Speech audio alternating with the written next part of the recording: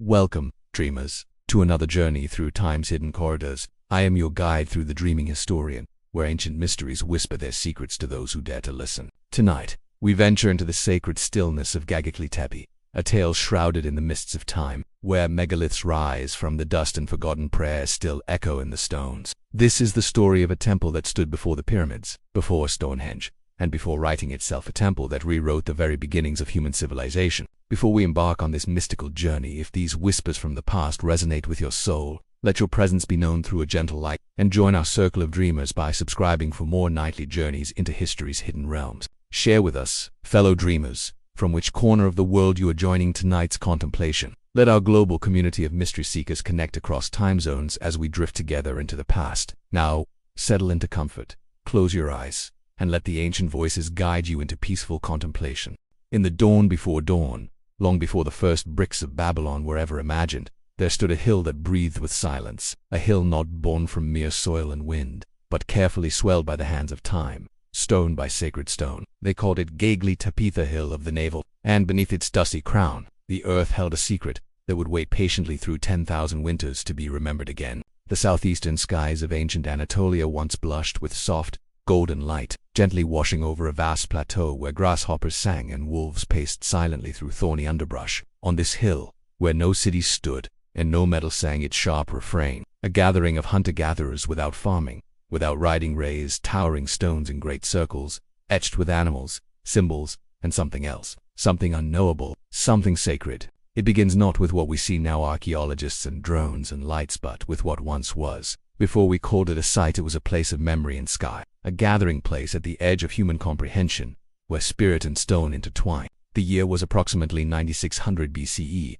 The last ice age had only recently exhaled its final frozen breath. All across the earth, humans were adjusting to new climates, new paths, new hopes. They moved not yet with carts or oxen, but on foot, guided by stars and seasons. Yet here, on this hill, they did something no one expected. They built. They did not build to live. There are no homes at Göbekli Tepe, no kitchens, no hearths, no sleeping quarters. Only circles of colossal T-shaped pillars, some nearly 20 feet tall and weighing more than 16 tons. The stones stood like sentinels, paired and ringed, each carved with reliefs of foxes, lions, birds, serpents, and the ever-present scorpion. The images were not random. There were stories etched in limestone, glyphs that spoke a language the earth had long since forgotten. In the quiet hours before excavation, the hill was indistinguishable from the others surrounding it. A rounded bump of dirt and brush, one among many.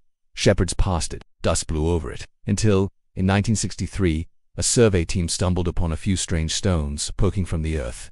They noted them as simple gravestones, commonplace, insignificant.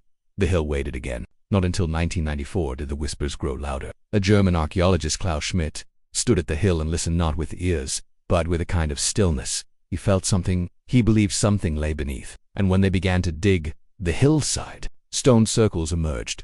Not one, but dozens. Layer upon layer of carefully positioned limestone rings. Their tall T-pillars, like giants, frozen mid. Some were buried beneath newer rings.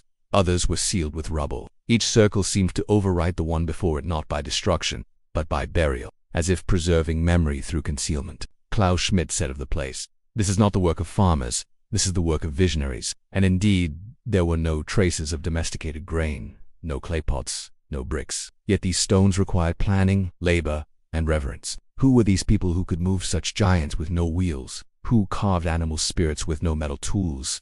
And most mysteriously, what kind of sacred fire compels the people who have not yet settled to create such permanence? The carvings are among the oldest known reliefs in the world. Foxes prowl around the stones. Vultures hover with wide wings. A headless man lies beneath the gaze of predatory birds. It is not just decoration, it is a worldview captured in stone. Some scholars believe the site may have been a kind of astronomical observatory. Others, a center for spiritual pilgrimage. Still others whisper that it was a threshold between realms. And at the center of each circle, two monolithic pillars, always taller than the rest, like guardians or deities. Their surfaces are blank, smooth, but with subtle hands carved across their sides, human-like, yet alien in their stillness. We are not just looking at a ruin. We are gazing into a forgotten theology, a cosmology from before the age of writing, before the pyramids, before kings and chronicles. Göbekli Tepe did not evolve from earlier temples. It was born fully formed, as if from a dream. Its builders, still unnamed, poured their spirit into each ring, each carving, And then, when their work was done, they buried it. Why bury something so sacred? That is one of Göbekli Tepe's most haunting riddles. Every enclosure was deliberately filled with stone rubble, carefully, not abandoned, not destroyed, preserved, hidden, as if the stones had completed their purpose, as if memory had to be buried in order to survive. In the soft, ambient glow of evening, when shadows stretched long over the Anatolian plateau, the hill seems to hum. It does not scream for attention. It whispers, and those who listen hear echoes older than civilization, older than agriculture, older than myth. We do not know what language was spoken here or what prayers were whispered into the wind. No texts remain, no names, only stone, but stone endures. To stand at Göbekli Tepe today is to stand in the presence of memory older than history. The site challenges every assumption about how civilization began. It invites us to ask, what came first, spirituality or survival? Did the temple come before the village? Did worship precede the harvest? This temple, raised by hands that had not yet planted seed, seems to answer yes. And as we drift through this sacred threshold between worlds, we begin to see that Göbekli Tepe is more than a place. It is a question carved into stone by those who knew that one day, in the distant future, others would come seeking, and now, we are those seekers.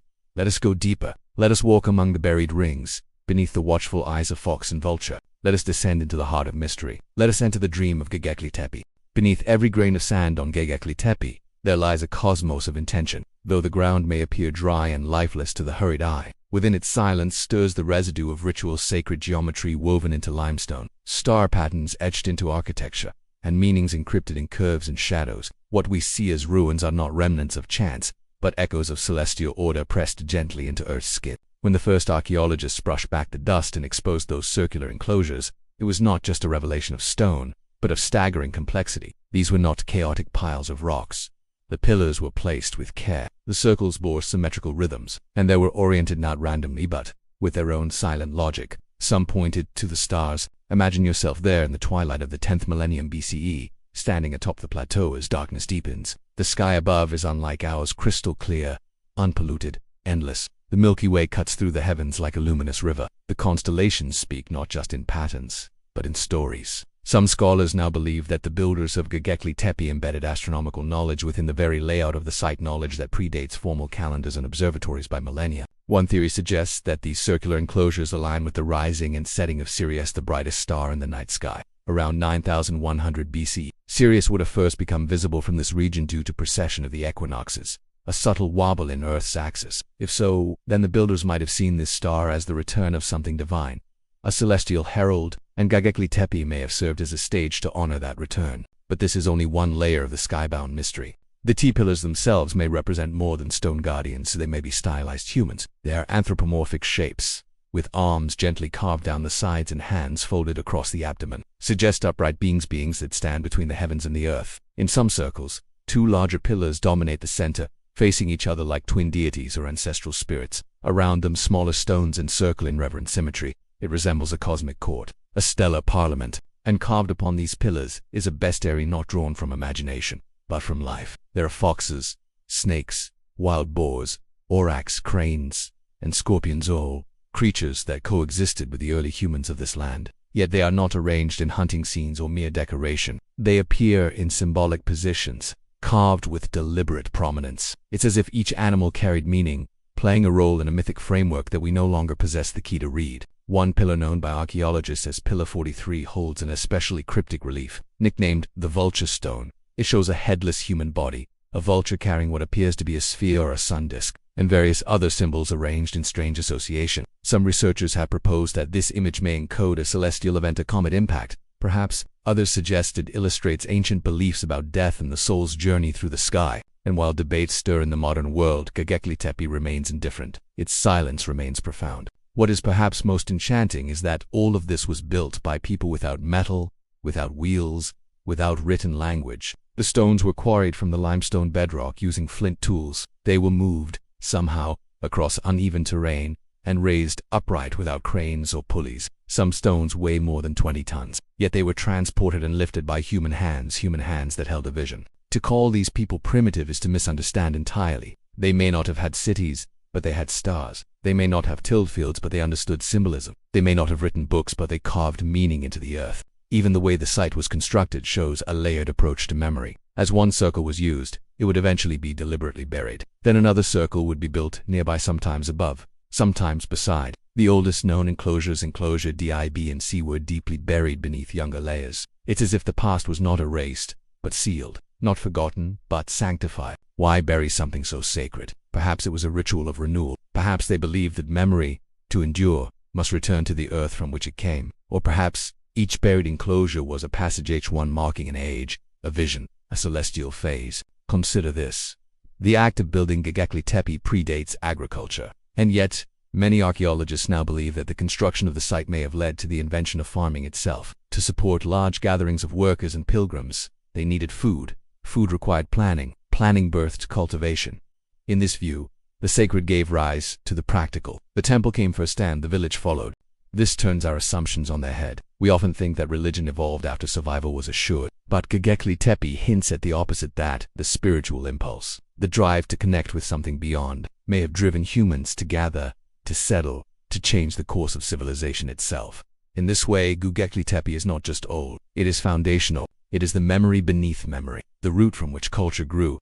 Its stones do not shout, they whisper, and those whispers invite us to contemplate what we have forgotten in our rush toward modernity. That perhaps we once built in harmony with the heavens, that perhaps we once gathered not for power, but for wonder, that perhaps the sacred once stood at the center of our world, not as an afterthought, but as the source. As you drift through this contemplation, imagine standing at Göbekli Tepe not as a tourist but as a pilgrim. The stars overhead wheel slowly through the sky. The firelight flickers on the carved fox. The wind carries a chant you do not recognize, but feel in your bones. You are part of something ancient, something vast. Beneath the dust, a cosmos. Let us listen still more deeply. Let us follow the buried rings. Let us search for the forgotten fire that lit the first temple. They left behind no signature, no seal, no trace of a leader's name etched in triumph. The architects of Göbekli Tepe carved stone and vision, but not identity. And so, we are left to wonder, who were these dreamers who built the first temple, not in pursuit of power, but of memory? We call them hunter-gatherers, but the term feels insufficient, almost careless, when spoken in the shadow of such creation. These were not mere ones. They were seers, dreamers, builders who moved silently between the thresholds of earth and sky, their hands shaping monuments of devotion in a time when most humans still roamed in small bands across the wilds. Their legacy is not found in written words or royal bloodlines, but in alignment, geometry, and the quiet weight of stone. Archaeological evidence around the site shows that these people were they had not yet planted wheat, nor raised herds, nor lived in permanent dwellings. And yet, they quarried stone slabs weighing tons, transported them across uneven hills, and stood them upright in circles of silent majesty. They carved intricate symbols into the limestone, animals in motion, eyes in profile, hands upon torsos. They created art without an alphabet, and monuments without mathematics as we know it. And when the work was done, they buried it, not in haste or fear but with reverence. They built, sealed, and built again. No bones have been discovered within the enclosures, suggesting that these were not tombs. There is no clear altar or chamber, no central priestess, and yet everything about the place radiates sanctity. The enclosure walls curve inward, as if embracing. The twin pillars at the center face each other like guardians in a silent exchange. The animals upon the stones, some fierce, some watchful, seem more symbolic than decorative. But what kind of people build such things with no desire to leave behind a name? Across the world, even the earliest cities and temples bear marks of their creators' names of kings, dedications to gods, but not here. Göbekli Tepe is a temple without a title, a shrine without a script. Its builders did not seek to be remembered. They sought only to remember, and perhaps that is where its deepest mystery lies. There are signs of temporary camps nearby, traces of seasonal gatherings, hearth pits, stone tools, debris from feasting. It seems that people came here not to live, but to commune, to participate in something larger than themselves. Perhaps rituals, perhaps ceremonies of renewal, perhaps pilgrimages across great distances. Some have wondered, were the builders from many groups? Did this site serve as a meeting ground, a crossroads of clans who shared a belief system beyond territory and bloodline? The idea is haunting, that before cities, before nations, before kings, there was shared awe, shared memory, shared vision. Imagine the night of a gathering, torches flickering against the stones, drums echoing across the plateau, pilgrims approaching the temple by starlight, their feet worn from travel, their hands offering grain, bone, or sacred tokens. A circle of humans encircling stone. Encircling meaning, in our modern world, we often define progress by technology, by conquest, by record. But what if true human awakening began here on a quiet hill? where people chose to build something that served no worldly purpose but spiritual reflection. The builders of Göbekli Tepe may not have tamed the land, but they tamed the imagination. They dared to shape stone into story. They may have worn animal skins, carried flint blades, and feared the coming of winter, but they also grasped deeply that existence itself was sacred. And though we do not know their names, we know their intentions. They built circles, not squares. They chose symbols, not alphabets. They made the invisible visible. This choice to carve memory instead of language, to sanctify time instead of territory, marks them not as primitive, but as profound. Consider the layout of the enclosures. Each has a central pair of pillars always more massive than the others. They stand as twin beacons, symmetrical, deliberate. Some believe they represent deities, others see them as ancestors. Still others suggest they symbolize the dual forces of nature, sky and earth, death and life, male and female. But what if they represent the builders themselves, an eternal pair, frozen in stone, witnessing each ritual, guarding each season's return? Even more curious is the absence of human bones or grave goods.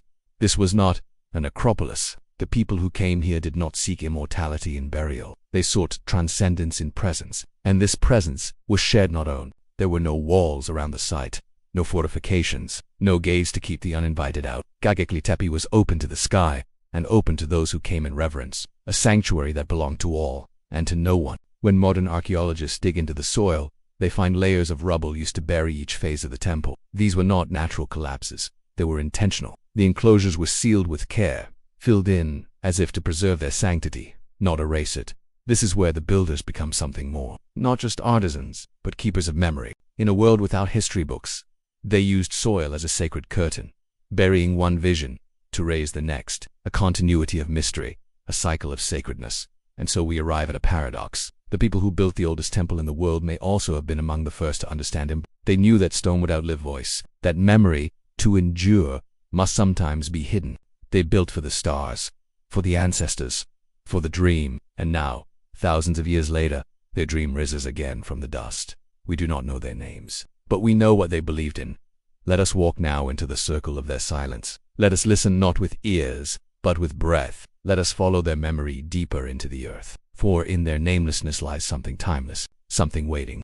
There are moments in human history when time itself seems to pause, moments not recorded in ink, but etched in stone and silence. Göbekli Tepe is one such moment, a temple before time, standing like a mirage from an age when even myth had not yet found its voice. To call it the oldest temple is technically correct, but spiritually insufficient. It is more than a beginning. It is a place that feels as though it always was, a place that existed before the concept of time had been measured by sundials or moon phases, before calendars carved seasons into cages. Here, at Göbekli Tepe, time was not counted, it was felt. We stand in awe not simply because the site is old, but because it emerged fully formed. There is no evolution of design across phases, no rudimentary structures leading up to grandeur. The first enclosures are the most elaborate, the deepest stones are the most refined. The earliest circles, enclosure D in particular, are feats of sophisticated planning, geometry, and aesthetic composition. It is as if the builders had already seen the vision in their mind's eyes and simply released it from the bedrock. This defies our usual expectations. In the stories we tell of ourselves, civilization begins with struggle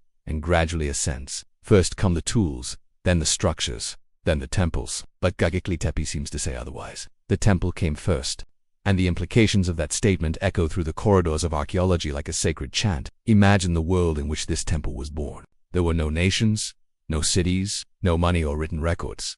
The wheel had not yet been imagined. Pottery was still hundreds of years in the future. Agriculture, farming, as we know it, was only beginning to stir in the hearts of river valleys nearby. And yet, in this raw, wild world, a community gathered to raise stone circles of such scale and spiritual precision that modern architects still puzzle over them. It challenges the core of our assumptions. What if it was not agriculture that birthed civilization, but worship? What if the impulse to gather in reverence, to honor the unseen, to create meaning in the void, what if that came first? Göbekli Tepe is not a place of defense, nor of comment. It is a place of orientation. It orients the human spirit, not around material needs, but around mystery. The enclosures, when viewed from above, reveal a kind of sacred geometry. There are circular forms, with twin central pillars and outer rings, mirror patterns found in nature, the orbit of celestial bodies, the spiral of galaxies, the whirl of a shell. The ancients may not have had telescopes, but they had the sky, and perhaps they saw in the sky a mirror of the soul. This idea that a sacred geometry permeates both cosmos and consciousness is not new. We find echoes of it in the pyramids of Egypt, in the stone alignments of Karnak, in the petroglyph spirals of the American Southwest. But Göbekli Tepe predates them all. It is the seed from which these later echoes may have bloomed. And unlike later temples, Göbekli Tepe offers no central altar, no clear hierarchy of space. Its circles are open, embracing, communal. The twin pillars at the center suggest duality, not dominance. And around them, the encircling stones seem like witnesses, like participants in a celestial gathering. Some researchers believe the site was used seasonally, that pilgrims came to the hill during solstices or celestial events. The carvings on the stone, scorpions, vultures, cranes, may represent constellations or seasonal totems. The temple was not only aligned with earth, but with sky. To step into the space of enclosure D is to enter a diagram of belief, a cosmic map, a temple designed not for gods with names, but for forces that move unseen. And the stones themselves, how they were shaped, is another marvel, carved from local limestone using tools of flint and obsidian. The pillars are smoothed and etched with precision. Some of the reliefs are high and fine, with animals seemingly alive upon the surface. There are no signs of trial or error, no unfinished attempts. The carvers knew what they were doing. Or, perhaps, they were guided by myth, by vision, by some oral tradition now lost to time. And when their work was done, the builders covered it all. The act of burial is itself a mystery. Layer upon layer of stone, soil, and rubble filled the spaces they had so carefully made. Not in chaos, but in method. Each ring sealed, each temple hidden. It is a gesture that transcends practicality. It is ritual. Was it a form of renewal, a way to lay the temple to rest, like a body returned to the earth? Was it a sacrifice? Or did the builders know that their work would speak louder if silenced? There is something humbling in the idea that the first temple was not built to last but to be remembered. And perhaps that is why Göbekli Tepe calls to us across time. It does not boast. It waits. Its stones rise from the soil like memories surfacing in a dream. Their silence is louder than any inscription, their mystery more enduring than any chronicle. This was a temple before time, before the noise of empire, before the clutter of history. And now, in our own late age, we return to it not to conquer, but to listen. As the stars once circled above, so now do our questions. Let us move closer to the heart of the mystery. Let us walk into the spiral of the sacred. Let us listen for the dream that carved stone into meaning. Stone does not forget. Where parchment fades and memory weakens, stone endures. And here at Göbekli Tepe, the stones do not merely speak. They are covered in carvings of creatures, some in motion, others in stillness, not painted with pigment, but etched deeply with tools of flint and fire. These animals are not simple decorations. They are spirits, totems, messengers, guardians of meaning we have only begun to decode. As you step deeper into the circular enclosures, the animals begin to appear like silent sentinels, foxes that slink across the face of a pillar, cranes that rise in slender grace, boars that brace with coiled energy. They are not random. Each one is placed with care. Each one holds a position within the geometry of the sacred space. Take Pillar 43, the so-called vulture stone, a masterpiece of ancient symbolic art. A headless human figure lies beneath a vulture that holds a sphere aloft. Below, a scorpion crawls beside another set of birds. What does it mean? To some, it represents a sky map, a celestial event remembered in the only way they knew how, by carving story into stone. Others believe it speaks of the journey of the soul, death and rebirth, the flight of spirit from body to beyond. The vulture, in many ancient traditions, was a psychopomp, a soul guide, not a predator. It consumed the dead to release their spirit. The scorpion, perhaps, symbolized danger or the underworld. Even more fascinating is the frequency of predator figures at Göbekli Tepe. Wildcats, serpents, leopards, and birds of prey dominate the stone reliefs. These were animals feared and respected, not tamed or domesticated. And yet, they are the chosen companions of the sacred space. Perhaps the builders saw in these creatures an embodiment of power, not just physical power, but spiritual presence. These animals moved with purpose. They lived at the edge of human reach. They were reminders that the world was alive with forces far beyond human control. Foxes, in particular, appear frequently. Their slim bodies are carved across multiple pillars, always with precision. Foxes are nocturnal, elusive, clever. Were they seen as guardians of the night, as spirit guides through the darkness? Then there are the serpents, coiled, undulating, often placed near the base of pillars. Serpents have long symbolized transformation, danger, and rebirth. In some cultures, they represent the earth itself, in constant motion beneath our feet. In others, they guard sacred knowledge, hidden away in coils of mystery. Even insects appear, scorpions in particular. Small, yes, but deadly, perhaps chosen not for their size, but for their symbolic potency. To include them among lions and cranes speaks to a worldview where all life carries sacred weight, regardless of scale. In contrast, herbivores are rare. There are some gazelles, a few sheep-like figures, but the dominant images are of animals that act, not flee. The stones seem to favor those who strike, soar, or stalk, those who exist in tension. Yet, even among predators, there is balance. The twin pillars at the center of each enclosure are themselves stylized beings, broad-shouldered, with arms and hands carved low along their sides. On one, a belt encircles the waist, and from it hangs a fox pelt, its tail curling down. This detail is striking. The pelt is not a trophy. It is part of the body, an integration. This suggests the fox was not just admired, it was worn, invoked, embodied. It raises a profound possibility that the builders of Göbekli Tepe practiced a form of animal in which every being, animal, plant, stone, wind carried a spirit, that the temple itself was a gathering place not only for humans, but for the spirits of these animals. That ritual meant communion, not domination. There are no scenes of conquest on the pillars, no images of humans spearing animals or ruling over beasts. The carvings are of animals alone, in profile, proud and unharmed. The humans, if shown at all, are abstracted like the twin pillars, without faces, without names. Perhaps the animals were the gods. Perhaps the builders bowed not to idols, but to the spirits that moved in fur and feather, in claw and coil. In modern terms, we might call it a totemic belief system, but words like that flatten what was likely rich and layered. This was not simple reverence, it was relationship. And so the temple becomes a gallery of sacred presence. Each animal carved into the stone was more than a symbol, it was a memory made visible, a vision translated, a dream recorded. They remind us that, in ancient times, spirituality was not abstract, it was embodied. To worship was to walk among the beasts, to feel the wind as a voice, to hear the rustling grass as a whisper from the divine. In our world, we separate the sacred from the wild, but at Göbekli Tepe, they were one and the same. As you drift through this circle of spirits, allow yourself to see not just carvings, but presences. Feel the soft pads of the fox beside you, the sharp gaze of the vulture overhead, the slither of the serpent at your feet. Not threatening but watching, waiting. Each one tells a story. Each one keeps the memory alive. This is the temple where the animals never left, where their spirits are not hunted but honored. Let us walk on, dreamers, into the next circle. The winds are shifting, and deeper mysteries await.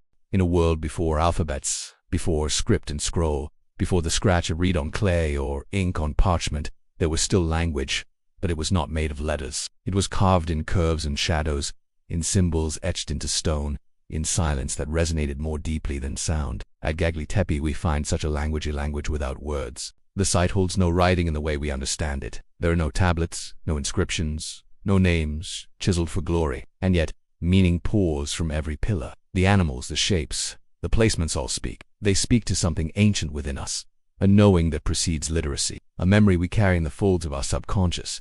How do we decipher such a language? We begin with the symbols, not just the carved fox or the serpent's curve, but the lesser studied markings, abstract shapes, not obviously tied to nature. On the inner faces of some pillars, there are H-like symbols, crescents, circles with dots at the center, vertical lines paired with curves. These motifs repeat across multiple Some believe they were, others suggest they were astronomical. Still others propose they were mnemonic devices, ways of encoding stories into visual memory. We must remember, for those who built Göbekli Tepe, memory was not something kept in books. It was carried in the body, in voice, in symbol. It was passed not through documents, but through ceremony. And so the temple becomes not only sacred space, but archive, an archive of knowledge not stored in words, but in relationships. The position of each pillar, its facing, its carvings, the gaps between them, each element is deliberate. And when we walk among them, we are reading, not with the eyes alone, but with the senses, with intuition, with breath. Consider the T-shaped form of the pillars themselves. They are not merely structural. Each T resembles a standing figure, broad shoulders, arms at the sides, anthropomorphic and yet faceless, identity erased or transcended. These are not statues of individuals. They are representations of being, perhaps ancestors, perhaps gods, perhaps the very concept of human consciousness emerging. Upon some of these T-pillars we find hands carved low across the belly, a position of rest, of humility, of offering. This is body language carved into stone, a silent gesture across millennia. And we must not overlook the gaps. The spaces between the pillars in each circle were not filled.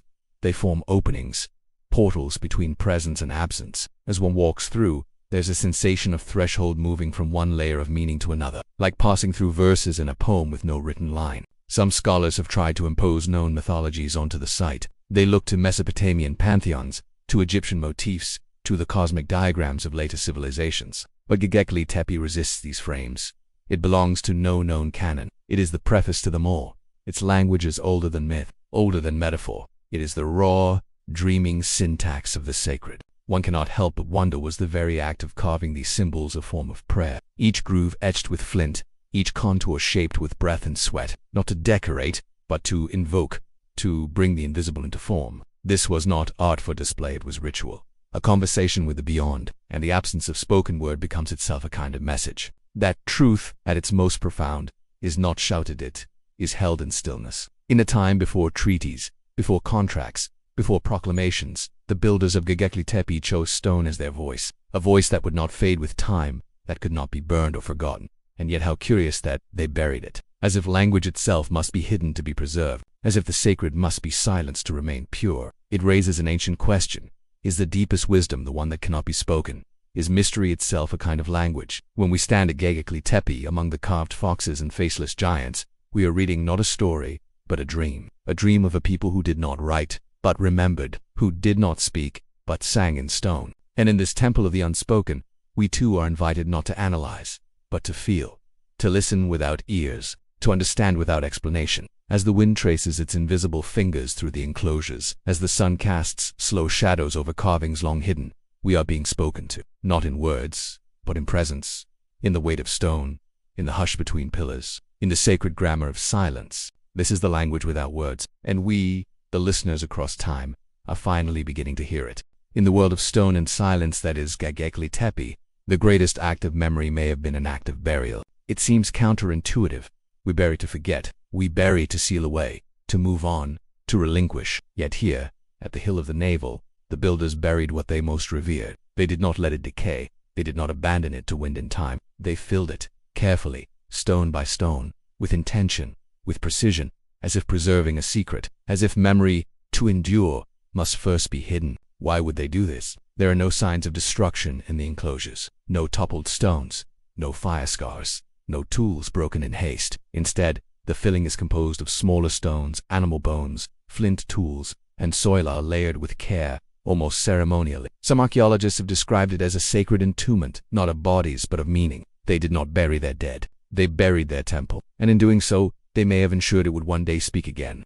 This act so deliberate, so reverent, transforms the site into something far more than architecture, a message sent into the deep future, not to be immediately read, but to wait in stillness, in darkness, until those far ahead would uncover it once more and remember. There is an old truth among oral traditions that forgetting is not the opposite of memory, but part of it, that to forget temporarily is to allow for remembering anew, to let go so something might return, not as repetition, but as revelation. And Göbekli Tepe may have been built on this very wisdom. Each enclosure was not destroyed or repurposed, it was filled and sealed. Then, nearby, another was constructed, a new circle, a new center, a new story, and when it, too, had served its time, it was buried, layer by layer, memory upon memory, circle upon circle, like the rings of a tree or the layers of an ancient shell.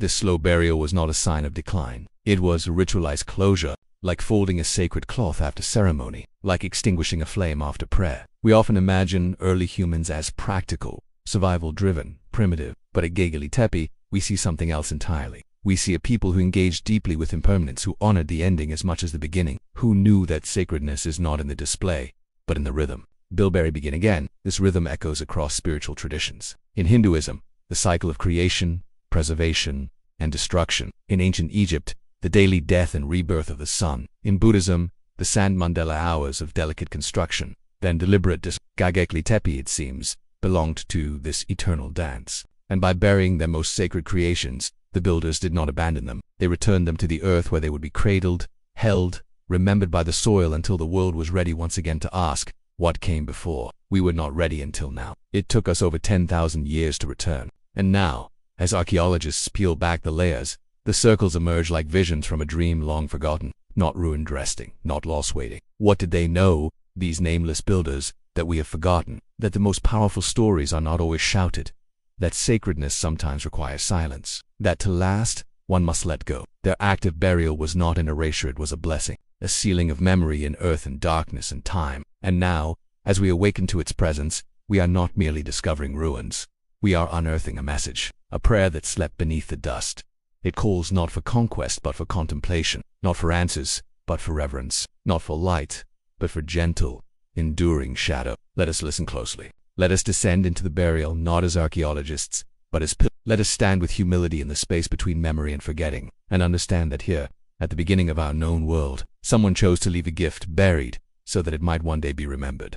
For thousands of years, the hill lay undisturbed beneath the Anatolian sky, its sloping form cloaked in grasses and dust, forgotten by the modern world, remembered only by the quiet murmurs of the wind. Göbekli Tepe had returned to silence, just as its builders intended. It rested, hidden from the shifting empires and roving armies that passed across its lands. Even as history unfolded all around it, Sumer, Babylon, Rome, Byzantium, it remained untouched, dreaming beneath the soil. But dreams cannot sleep forever. In 1963, a team from Istanbul University and the University of Chicago arrived in the Şanlıurfa region to survey Neolithic sites. On the surface of a nondescript hill, they noticed a scattering of stone fragments, carved, weathered, curious. They catalogued the stones as part of a Byzantine cemetery, ancient, yes, but unremarkable in the grand scope of Anatolia's layered past. And so the hill waited again. It wasn't until 1994 that the dream stirred. A German archaeologist named Klaus Schmidt, then working on nearby Neolithic sites, revisited the location with fresh eyes. The hill Göbekli Tepe impressed him not because of what was visible,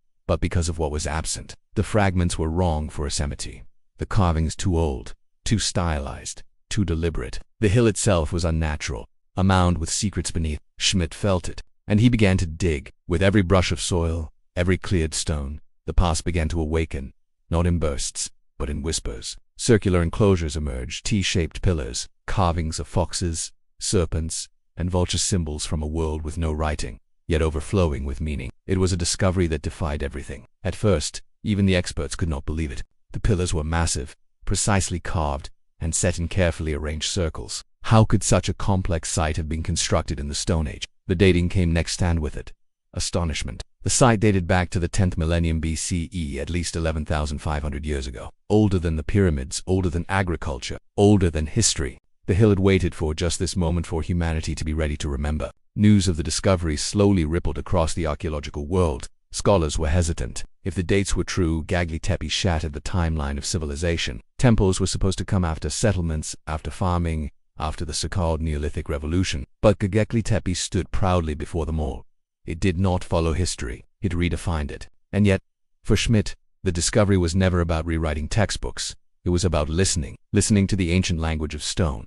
He and his team excavated slowly. They revealed only a fraction of what lay beneath, just a few enclosures, like the top of an iceberg floating in deep time. The rest remained buried, untouched, preserved in the way the builders had intended. He believed in their wisdom. Perhaps they buried it, Schmidt once mused, because it was too sacred to leave to decay. He saw himself not as a conqueror of history, but as a caretaker of its memory, and he became part of the story. For 20 years, he guided the careful excavation of Göbekli Tepe, not just as a scientist, but as a listener, a dreamer who knew that this place was not simply a site, it was a message. When he passed away in 2014, the stones stood quietly around the central circle he had helped uncover, their carved animals still watching, their silence still humming with mystery. His work had only begun, others would continue. The dream had reawakened, and now it moved through the hands and hearts of many. Göbekli Tepe had returned to us, not in its fullness, no. Most of the hill remains untouched, still wrapped in the soil that has cradled it for millennia. A conscious choice, to preserve, to wait, to honor the rhythm. For every enclosure that has been revealed, there are dozens more beneath. Beneath the surface lies a temple complex larger than we dare imagine. And so the sacred hill awakens slowly. Visitors now walk among the partially exposed circles, protected beneath modern canopies. They look upon the foxes, the lions, the twin central pillars, and try to comprehend a world that knew the sacred long before it knew the plow. They do not always find answers, but they find presence. The presence of something vast, something enduring, something that waited patiently to be remembered. And so the hill continues to stir, not all at once, but in time, just as the stars return to the same place in the sky, just as a dream, once forgotten, returns when the soul is ready to hear. Göbekli Tepe is not done speaking. It never was. When the dust was first brushed away from the limestone curves of Göbekli Tepe, it did more than uncover stone. It stirred something ancient in the collective human spirit, a faint whisper from a forgotten age, calling out to a world that had long since moved on. And yet, even in our age of satellites and silicon, something deep within us remembered. Göbekli Tepe is not only a place of the past, it is a mirror held to the present. Across the globe, in museums and lecture halls, in books and documentaries, the name Göbekli Tepe began to emerge, first as a curiosity, then as a revelation. Scholars debated its purpose. Was it a temple, a social gathering place, an astronomical observatory, a center for death rituals. The truth is, it may have been all these things, or none of them, for the builders' categories did not exist as they do now. Sacredness was not confined to one box, it was everywhere. But for the modern world, so firmly built on chronology and compartments, Göbekli Tepe posed a challenge. How could a temple come before farming? How could art precede industry? How could myth precede method? And more provocatively, what else might we have forgotten? As scientists examined the site, they uncovered subtle details that refused to conform to established narratives: the precision of the carvings, the complexity of the site's orientation, the labor it must have required. All of it pointed to a level of social coordination, symbolism, and craftsmanship previously unthinkable for we thought civilization arose from practicality. Göbekli Tepe suggests it may have risen from. In this way, the site became not only a historical anomaly, but a spiritual touchstone. Across cultures and disciplines, people began to feel drawn to it not just for its archaeological importance, but for what it represented. The idea that long before we built roads or empires, we gathered in circles. We carved our dreams into stone. We reached for the stars not with machines but with myth. And so Göbekli Tepe began to echo through modern memory. In sacred geometry, researchers found resonance between the site's circular forms and patterns found in nature's bios ratios. In ancient cosmology, scholars noted parallels between the animal symbols and constellations. In comparative mythology, seekers discovered that many ancient cultures speak of a golden age, an origin point when humans lived close to the divine, then fell away. Could Göbekli Tepe be a memory of that age? Some went further still. Alternative historians, visionaries, mystics, they saw in Göbekli Tepe the footprint of a civilization far older than history records. They spoke of a lost culture, a forgotten wisdom, a lineage that survived not in records, but in stone. And though mainstream scholarship remains cautious, even skeptical, the allure of such interpretations reveals something essential. We want to remember, not just facts, but meaning. Its circles seem to ask not just how we lived, but why. Why did we build? Why did we carve? Why did we gather? In an age of speed, Göbekli Tepe offers stillness. In a world of noise, it offers silence. In a culture that glorifies the individual, it remains anonymous. Its builders did not sign their work. They made no monuments to themselves. Their masterpiece is a circularized space without corners, without hierarchy, where each pillar holds equal part in the whole. This, too, echoes in our modern memory. As we face ecological crises, social division, and spiritual fatigue, we are drawn to what is older, deeper, rooted. And Göbekli Tepe, though buried for millennia, rises now as a symbol of wholeness, of remembering that we once carved temples not to control the world, but to honor it. Even in popular culture, the site has found voice. Novels invoke it, films allude to it, documentaries explore it. Spiritual pilgrims now travel not just to Jerusalem or Mecca or Bodh Gaya, but to this lonely hill in southeastern Turkey, where the oldest known sacred space still breathes beneath the soil. They come not only to see the stone, but to feel what lies beneath it. For Göbekli Tepe is more than an archaeological site. It is a memory reawakened, a dream and every step upon its ground is a reminder that we are not as far from the past as we imagine. The ancients built for memory, and in remembering them, we remember ourselves. Let us continue, let us walk deeper still. For the echoes have not ceased, they are growing louder. We are drawn to circles, from the rings we wear to the fire pits we gather around, from the roundness of the womb to the turning of the planets. The circle holds an ancient and quiet power over the human heart. It is without edge, without beginning or end.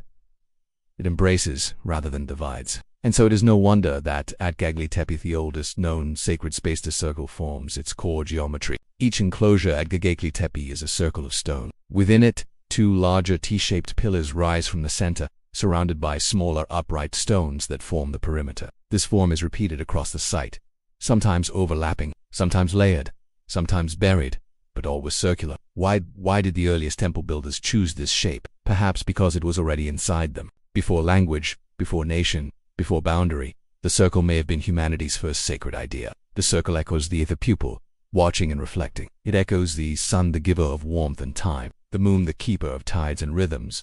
The seasons return in circles. So do dreams. So do rituals. The builders of Göbekli Tepe did not need mathematics to understand this. They saw it in the world. They felt it in the movement of stars, the path of migrating herds, the flow of rivers. Their minds were tuned to pattern, to return to the great spiraling song that is existence itself. And in stone they sang back. Walk among the enclosures, and you may begin to feel it, the slow, almost imperceptible pull inward. The arrangement draws you toward the center, not like a corridor, but like a spiral, like memory, like breath. The outer circle witnesses the inner. The many support the mystery of the two. and those two twin central pillars face each other in silence. They do not touch, they hold space, as if they are in conversation, or communion, or simply being. This is not architecture as function. It is architecture as a reflection. We often think of ancient monuments as markers of power, but Göbekli Tepe is not a fortress. It is not a palace. It is not even a home. It is a space for gathering not in hierarchy, but in circle. There is no throne, no front, no back. Wherever one stands, one is part of the whole. This is what the circle offers, a geometry of belonging, and it lives not just in the temple, but in us. Inside the human heart is a chamber of stillness, circular and soft. Inside the human spirit is a longing to return not to a place, but to wholeness. We feel this when we light candles in a circle, when we sit in silence with others, when we look up at the full moon and feel a strange comfort we cannot explain. These moments are not random. They are echoes. Echoes of the circles our ancestors once walked. At Göbekli Tepe the circle became stone, and stone became memory. But memory is not a line, it is a spiral, and so, too, is healing. When we lose ourselves, we do not move backward, we move inward. We circle, we return, again and again, until we arrive not at the beginning, but at the center, the sacred center. This was the wisdom of the builders, not to dominate the land, but to dwell in its rhythm, not to build upward, but inward, not to conquer time, but to align with it. Even in burial, the circles were preserved, covered, but intact, as if the builders knew that one day, when the world was ready, the spiral would open again. And it has. Today, as we walk among the unearthed stones of Göbekli Tepe, we are not simply observing the past, we are rejoining it. The circle remains open. We step into it not as strangers, but as those who carry the same shape within. And in doing so, we begin to remember that worship once meant gathering, that knowledge once meant presence, that the divine was once a circle in the earth, and still is. Let us continue, dreamers, to the next curve of the spiral, for there are more circles to uncover both in stone and in the quiet places within. There is a kind of ritual that does not need words. It does not need books or clergy or titles. It lives in movement, in placement, in rhythm. It is older than scripture, yet no less sacred. At Göbekli Tepe, this kind of ritual has been frozen in time, not in instruction, but in dust. Not in record, but in residue. The enclosures tell us nothing directly. No scrolls accompany the stones. No inscriptions describe the ceremonies once held here. And yet, the space speaks. The way the stones are arranged, the pathways between them, the carvings that watch from their silent perches all suggest that this was a place where humans and mystery met in motion. The soil, too, remembers. Beneath the packed layers of backfill used to bury the temples. Archaeologists have uncovered thousands of animal bones, most of them from wild species, gazelle, boar, aurochs, bones broken in ways consistent with feasting, flints shaped into blades, grinding stones, traces of fire, but no signs of domestic life, no hearths for sleeping, no ovens for daily bread, no storage jars or children's toys. Göbekli Tepe was not a home, it was a threshold, a place to come to and leave. And what happened when they came, we can only guess, but the clues form a constellation of suggestion. Imagine pilgrims climbing the hill from distant valleys, bearing gifts, meat, stone bone. The journey itself was perhaps part of the ritual, to walk the path to the navel of the earth, to ascend to the sacred. Once there, perhaps they fasted, or sang, or lit fires that cast long shadows of carved foxes and lions upon the curving limestone. Perhaps they danced around the twin central pillars, calling to the ancestors. Perhaps they anointed the stones with blood or oil. Perhaps they told stories, all that stories older than time, passed from elder to child with each new season. And perhaps, when the circle had fulfilled its role, they buried it together. This ritual of burial was not an end, but a passage, a sealing of energy, a way to preserve what had been invoked. Each layer of rubble and bone may have been placed not to erase, but to hold, like soil pressed gently over a seed. One of the most haunting aspects of Göbekli Tepe is its intentionality. Nothing appears accidental. Every stone has a partner, every carving a placement. This was choreography not of dance, but of meaning, a spatial scripture, unwritten but deeply felt. Some researchers believe the enclosures may have marked celestial moments, solstices, equinoxes, risings of stars. If so, then the rituals may have mirrored the heavens, not just mimicking nature, but participating in it. To perform a rite at Göbekli Tepe may have been to align the human with the cosmos, to echo the dance of the stars. Even the animals carved in stone may have had ritual roles, totems for each clan, guardians for each season, symbols of transformation or passage. The presence of headless human figures on certain pillars, paired with vultures and scorpions, suggests an engagement with death, not morbid, but sacred, a journey, not an ending. Was this a place where the dead were mourned, where the living communed with those beyond the veil? Or was death only part of a larger cycle, birth, growth, returned enacted again and again within the sacred circle. The truth lies not in any one theory, but in the layering of possibilities. What matters most is not the accuracy of our guesses. It is the atmosphere they evoke. The rituals written in dust speak to a time when the sacred was not separate from life, when every movement was a prayer, when stones were placed with purpose, not for walls, but for wisdom.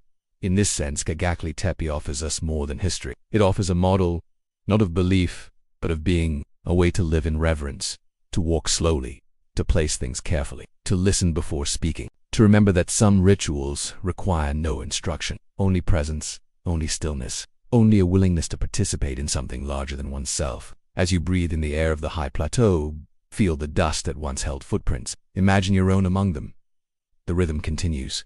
You are part of it now. Let the old rites stir in you not as replicas, but as reminders that the sacred is not distant. It is here, in the dust, in the stones, in the breath. At Göbekli Tepe, the three great forces of early human consciousness, star and spirit, meet in a silent harmony that echoes across the millennia. It is not simply a place of stone carvings or primitive art. It is a map, a mirror, a message left not in alphabet, but in alignment. Stone, star, spirit, earth, sky, self. These were the pillars upon which the world once rested. Let us begin with stone. Stone is the language of permanence. While flesh decays and memories fade, stone remains. The builders of Göbekli Tepe chose limestone, soft enough to carve, enduring enough to stand for thousands of years. And in those stones, they pressed their cosmology not with writing, but with form. Each T-shaped pillar, each carved fox, each scorpion and vulture is more than a Megiddo's presence. The stone was not merely a medium, it was part of the ritual itself. To shape it was to shape meaning. To raise it was to declare, we are here, we see, we remember. The stones were not only vertical connecting earth and sky, they were also placed in perfect circles, forming an earthly reflection of the cosmic dome above. The geometry of Göbekli Tepe is precise, measured by eye and intuition, yet eerily exact. The inner symmetry of the enclosures, the way the pillars face, the spacing between the myths speaks of knowledge. Knowledge that did not require paper or measurement, only relationship, a deep knowing of pattern. Now let us turn our gaze upward. The sky above Göbekli Tepe has not changed as much as one might think. Though constellations have shifted slowly over time due to the Earth's axial precession, many of the same celestial bodies still shine over that plateau. Some researchers believe that the builders aligned parts of the temple with certain stars or constellations particularly Sirius, which would have made its first visible appearance in the region around 9100 BC. Could it be that the raising of Göbekli Tepe's great enclosures was timed to such celestial events? If so, then this place was not only a temple of the earth, but of the heavens, a sanctuary of starlight, a place where rituals below mirrored movements above. The carvings of animals may reflect constellations, the scorpion for Scorpio, the vulture for Cygnus. This idea is controversial, but compelling. It suggests that the builders saw the sky as a living tapestry, and their temple as an earthly echo of that sacred rhythm. They did not observe the heavens as scientists. They communed with them as kin. They did not measure the stars for control.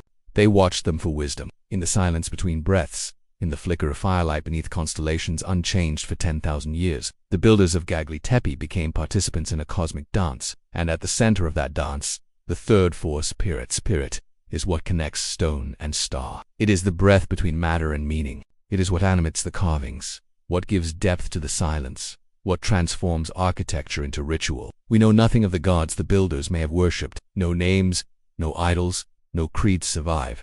But we know they believed in something. The effort alone tells us that. The vision, the labor, the reverence, the decision to build, not for survival, but for soul. Perhaps the entire site is a manifestation of spirit, not a temple to the divine, but of it, a place where the spiritual world and the material world meet, where the human stands between earth and sky, not ruling, but listening, feeling, becoming. This Trinity Stone Star Spirit is the unspoken language of Göbekli Tepe, and it resonates not only through the ancient past, but through us. Even now, we seek these alignments. We build towers to touch the sky. We gather under stars to find peace. We carve meaning into our days, our bodies, our relationships. We are still builders of temples, though, but the need is the same. The longing is the same. To belong, to remember, to connect. Göbekli Tepe offers no doctrine, no commandments, only form, only presence, only invitation. It asks nothing. It waits. And in that waiting, it teaches. Stone teaches stillness.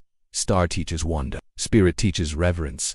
To walk among the pillars is to walk within a prayer older than language, a prayer shaped by hands long gone, for reasons we may never fully grasp. And perhaps we do not need to. Perhaps it is enough to feel, to stand in the circle, to let stone, star, and spirit align once more within us. Let us walk onward. The path still curves, and the memory deepens. No names are etched into the stone. No figures are carved with crowns or scepters. No murals glorify a single hand. And yet Göbekli Tepe stands vast, complex, elegant, built not in chaos, but in order.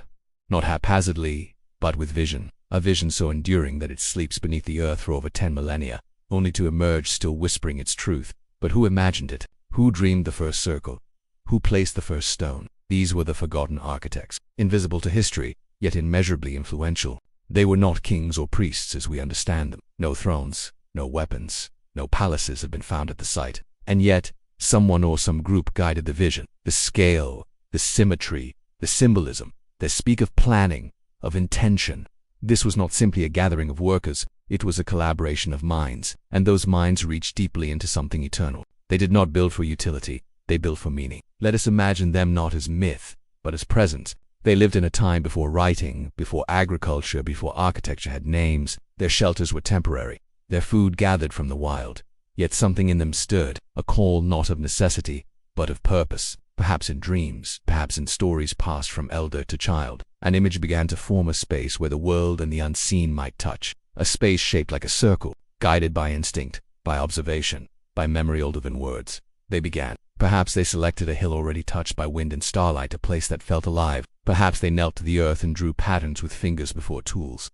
Perhaps they watched the rising of certain stars, the flight of cranes overhead, the silent path of foxes across the dusk, reading nature as scripture. And from this reading, they composed the temple. They were not engineers, they were translators. They took what the sky whispered and what the earth hummed and gave it shape in stone. The forgotten architects were not lone geniuses. They were likely part of a fluid, collective culture, one where roles were shared, where knowledge was carried, not in books but in bodies. Memory was preserved in movement, in song, in symbol. And the vision of Göbekli Tepe may have been the outward manifestation of an inward world. Their tools were simple: flint, blades, obsidian flakes. Yet the precision of their work is astonishing. They quarried limestone from the bedrock, carved massive T-shaped monoliths, some weighing over 20 tons, transported them uphill, across uneven terrain, all without the wheel, without beasts of burden. This was not brute force, it was harmony. It required coordination, communication, trust. These were not mindless laborers, they were initiates, participants in a sacred task. Each pillar, shaped and placed, was an act of devotion. Each enclosure, an echo of an inner landscape. The forgotten architects worked not for glory, but for memory. And perhaps they understood something we are only beginning to rediscover, that to build in harmony with the cosmos is to build something timeless. They chose not to be remembered as individuals, and in that choice, they became eternal. We often assume that knowledge flows forward, that the ancients were naive, and we enlightened. But Göbekli Tepe humbles that illusion. It suggests that there was once a time when knowledge meant listening, when architecture was a dialogue with the world, when creation was not consumption, but communion. And so we feel their presence not in portraits or records, but in design, in the way the pillars face each other, in the balanced symmetry of the circles, in the way every element, seen or buried, feels connected. The forgotten architects remain anonymous, but they are not absent. Every step among the stones is a step into their mind. Every silence between the pillars is a breath from their spirit. And though we cannot name them, we know them, because what they built still speaks.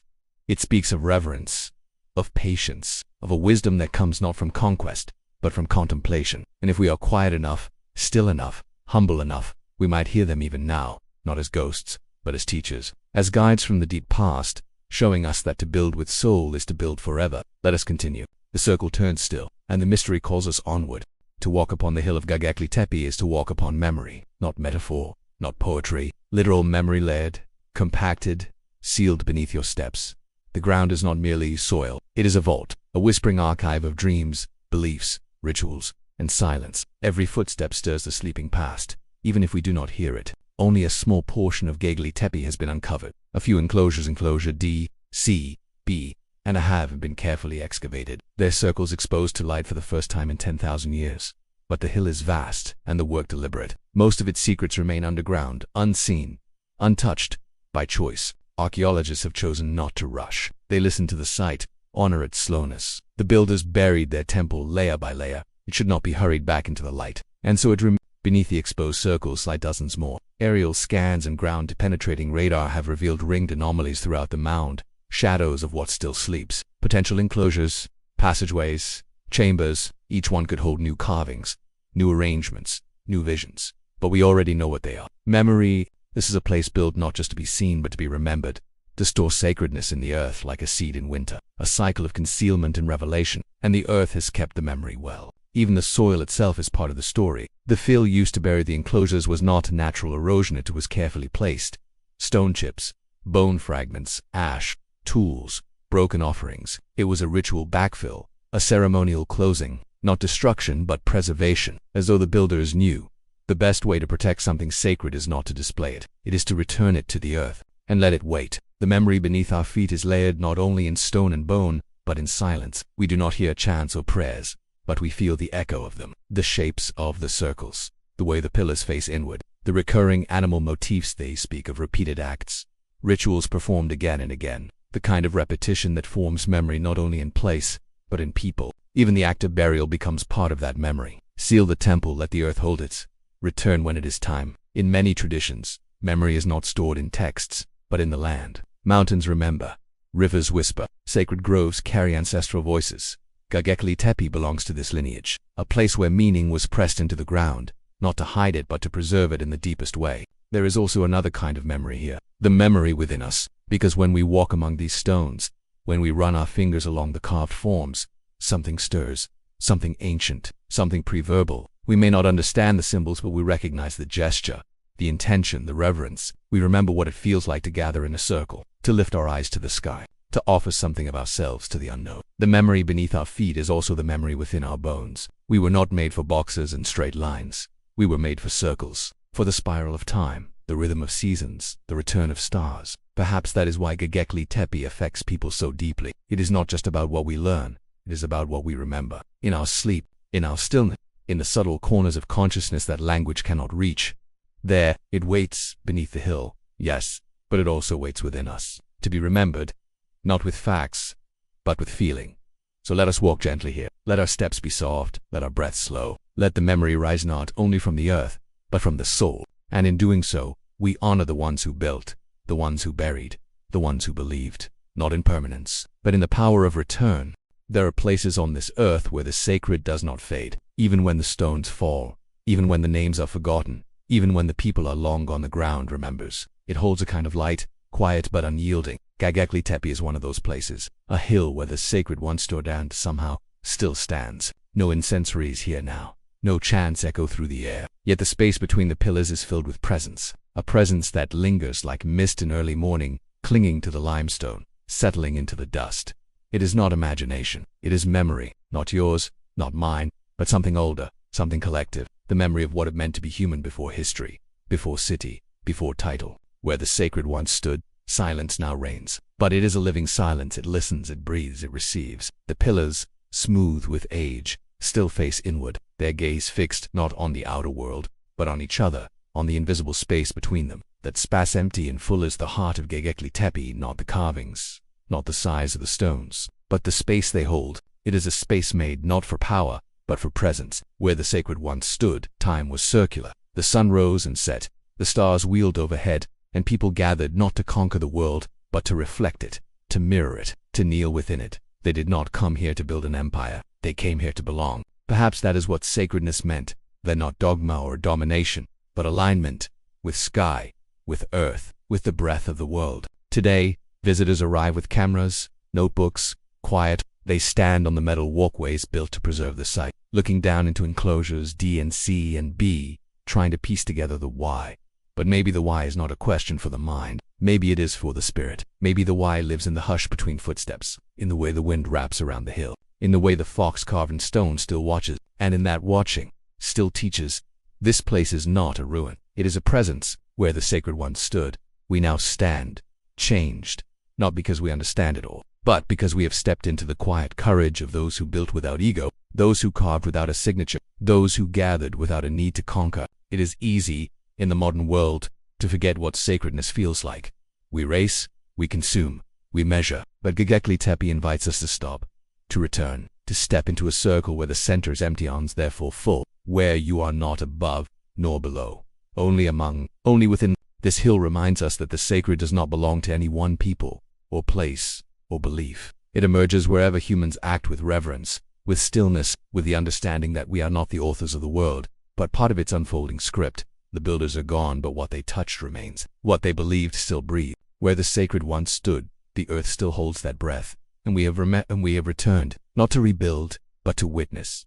Not to take, but to listen. Not to own, but to belong. The sacred is still here, exactly where it has always been. There was a time, long before pyramids rose from desert sands and ziggurats pierced Mesopotamian skies, when humanity stood not at the edge of empires, but at the center of wonder. A time before borders, before bronze, before gods had names and kings claimed heavens. A time when the world was not broken into pieces, but whole. This was the time before the fall. Göbekli Tepe emerged in this dawn. It rose not from the ashes of war, but from the hush of contemplation. A temple with no walls with no rulers with no conquests. A circle, not a tower, a center, not a summit. And in this time before the fall, the people were few, but they were wide awake. They walked softly through forests and grasslands, carrying flint and fire, sleeping beneath stars, whispering songs that no longer have words. They hunted in groups, gathered what they could, and when the seasons turned, they moved like the wind itself. Yet amid this mobility, they stopped here on this hill. They built not shelter, but sanctuary. They built not home, but horizon. Why now? Because something shifted in them. A longing stirred, a hunger not of the belly, but of the soul. They began to ask questions. What lies beyond the hunt? What breathes in the stars? What rises in us when we gather not to survive, but to remember? And so they built the first temple, not as an answer, but as a mirror to those questions. The time before the fall was not a utopia. Life was hard. Children died. Winters were cruel. But something in the soul of early humanity remained intact, something we have almost forgotten. A sense of relationship with lands, with sky, with each other. They did not yet believe themselves separate. They had not yet named the world to death. They had not yet measured mystery out of existence. In the center of that still whole world, Göbekli Tepe rose like a breath-made stone. Its circles were places of convergence. People came from miles away not to trade goods, but stories, not to display wealth, but presence. They gathered around firelight, around memory, around symbols that meant more than any one tribe could own. The fox belonged to all. The vulture flew over all. The scorpion stung all. And in this shared language of symbol, they found unity. The temple stood not above life, but within it. It was woven into the turning of seasons, the migrations of herds, the arc of the sun. But change, as always, comes. Somewhere beyond the hill, someone planted the first seed, not as offering, but as possession. Somewhere a fence was met, a claim was drawn, a name was carved into wood and then into clay and then into laws, and the circle began to fray. The fall was not a single moment, it was a slow forgetting, a turning away from rhythm toward rule, from gathering to hoarding, from presence to permanence. Göbekli Tepe was buried before that fall fully arrived, buried by the very hands that raised it, as if to protect it from what was coming. As if they knew that the age of reverence would give way to the age of conquest, they sealed their circles. They hid their wisdom, and the earth held it, until now. Until we began to remember that there was once a time when temples were not walls, but mirrors. When rituals were not obligational offering. When the sacred did not separate but joined. The time before the fall still lives at Göbekli Tepe, not as nostalgia but as invitation. It asks us, can we remember how to walk in circles? Can we gather without needing to own? Can we build again not with brick, but with breath? This hill does not ask us to return to the past. It asks us to reclaim the thread that was never fully cut, only buried, like the temple itself. There was a moment quiet, unrecorded, unwitnessed, when the stars above ceased to be a sacred canopy and became merely lights in the night. A moment when we stopped listening to the sky and started measuring it. We named it, we mapped it, we explained it, and in doing so, we buried it, not with shovels, but with certainty, not with stones, but with systems. The sky, once alive with presence, became an object. In the long shadow of history, this moment marks the end of something profound, a severing, a burial of the sky, not in soil, but in silence. Göbekli Tepe rose before this forgetting. Its stones point not to conquest, but to connection. Its enclosures open not to empires, but to the stars. The builders did not divide the heavens into grids or segments. They gathered beneath them, they mirrored them. They walked their lives in alignment with them. Every pillar is a memory of when the sky was not separate, when it was part of the self. What happened? What caused the burial? Perhaps it was the slow rise of control, of wanting to predict rather than participate, to dominate rather than dwell. The stars, once guides and gods, became tools. Astrology gave way to astronomy. Myth gave way to mathematics. Meaning gave way to mechanism. This was not a mistake. It was a shift. And yet, something was lost. Göbekli Tepe reminds us of that loss. Its symbols are not equations. They are invitations. The scorpion, the crane, the fox, they do not tell. They show. They whisper. They ask us to feel, not solve. And that is how the sky once spoke. It did not demand understanding. It offered. Today, we look at constellations and see coordinates. But the builders of Göbekli Tepe saw stories. The scorpion was not merely Scorpio, it was danger, transformation, descent. The vulture was not simply Cygnus, it was the bridge between worlds. The sky was not a thing.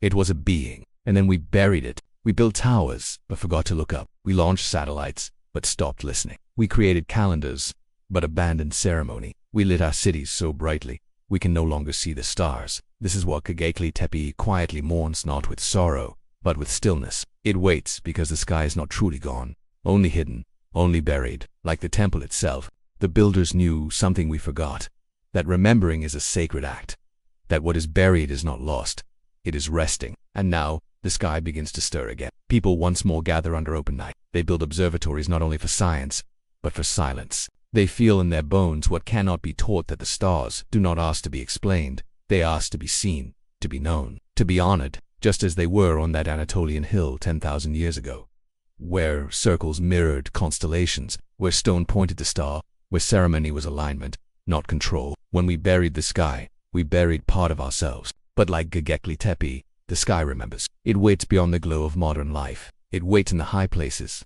the quiet places, the heart still tuned to rhythm.